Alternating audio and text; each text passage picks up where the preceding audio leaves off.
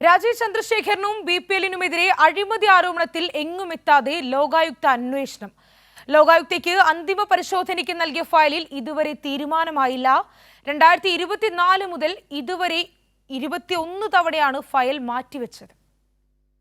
2013-ൽ കർണാടക മുഖ്യമന്ത്രിയായിരുന്ന സിദ്ധരാമയ്യ BPL-ന് ഭൂമി നൽകിയത് നിയമവിരുദ്ധമായെന്നും ലോകായുക്തയ്ക്ക് കേസ് നൽകുമെന്നും പറഞ്ഞിരുന്നു.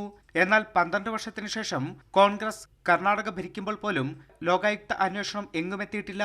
അന്വേഷണ റിപ്പോർട്ട് അന്തിമ പരിശോധനയ്ക്ക് ആദ്യം ലോകായുക്തയ്ക്ക് മുന്നിലെത്തുന്നത് 2015 നവംബർ 29-ന്. അവസാനം ഫയൽ അന്തിമ പരിശോധനയ്ക്ക് ലോകായുക്തയ്ക്ക് മുന്നിലേക്കെത്തിയത് 2024 ജൂലൈ 16-ന്. ആകെ 21 തവണ ഫയൽ ലോകായുക്തയ്ക്ക് മുന്നിലെത്തിയെന്നാണ് റിപ്പോർട്ടുകൾ. പക്ഷേ നടപടിയെടുക്കാതെ ഫയൽ മാറ്റിവെക്കുക തന്നെയാണ് സംഭവിക്കുന്നത്. അതിനിടെ 2017-ൽ ലോകായുക്തയ്ക്ക് മുന്നിൽ മറ്റൊരു പരാതിയും എത്തിയിരുന്നു. കർഷകർ നൽകിയ പരാതിയാണ് 2017-ൽ ലോകായുക്തയ്ക്ക് ലഭിച്ചത്. സോംപുരയിലെ കർഷകനായ കെമ്പണ്ണയായിരുന്നു പരാതിക്കാരൻ.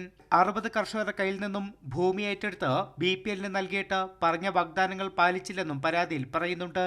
സുപ്രീം കോടതി 2003-ൽ ക്ലീൻ ചിറ്റ് നൽകിയെന്ന ന്യായീകരണമാണ് BPL കഴിഞ്ഞ ദിവസം പുറത്തുവിട്ടത്.